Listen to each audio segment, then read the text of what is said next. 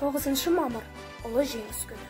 Осыдан 75 жыл бұрын бұл күні адамзат тарихындағы ең сұрапыл жойқын соғыс.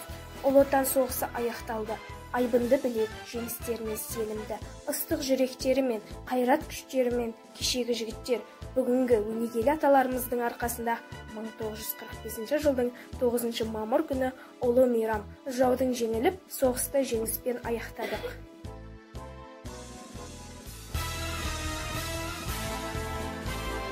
Жаутаңдап қарап дала тұр, көз жасын сүртіп жаңа бір, хабарсыз ұлын сұрауға, жолыңды тосып ана жүр. Қанша үйдің ұрлап адамын, қанша үйде сөніп қалды оттар. Көрдің бе ұлын ананың, соғыстан қайтқан солдаттар. Кешікпей жарым келер деп, төрінен сайлар орынды, батысқа қарай елеңдеп, ару жүр тосып жолыңды. Көтерді бәрін ауырдың, азамат болып ардақтар. Көрдің бе жарын арудың, соғыстан қайтқан солдаттар. Фашистік Германия 1941 жылы 22 маусымда соғыс жарияламастан тұтқиылдан КСР-ға шабуыл жасады. Кеңес одағының Ұлы Отан соғысы басталды. Тарихта Ұлы Отан соғысындай қасіретті соғыс болған емес. Соғыста 27 миллионнан астам кеңес адамы қаза тапты. Соның ішінде 410 мыңы қазақстандықтар болады.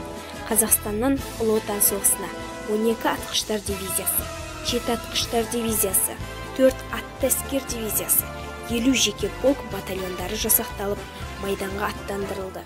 Кеңес одағы батырларының қатарында қазақтың 2 батыр қызы Мерген Әлия Молдағұлова мен пулеметші Мәншік Мәметова да бар.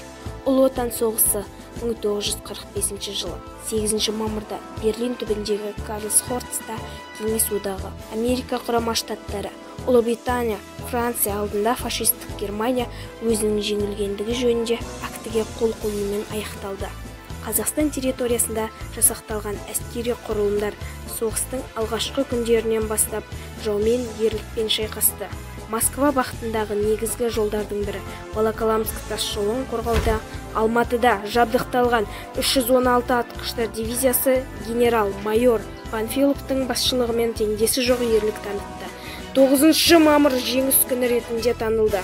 9 мамыр бұл мейрам ғана емес, бұл ауыр еңбек, бұл халықтың батырлығы, ешқашан да жауынгер ерлігіне, жеңістің еңбегіне соққан еңбекшінің ерен ерліктеріне ұмытылмастан. Бүгінде біздің азаматтық міндетіміз болашақ ұрпақты отанын сүюге, елінің, жерінің адал патриоттары достық пен бірлік туралы түсінік беру арқылы отан сүйгіштікке тәрбиелеу. Біздің бүгінгі арманымыз елдің бейбітшілігі, еліміздің барша халқымыздың аманшылығы мен бақытты ғұмыр кешуін тілейміз. Жеңіс үшін құрбан болған жандарға тағзым етеміз. Сіздер жасаған ерлік мәңгі біздің жадымызда.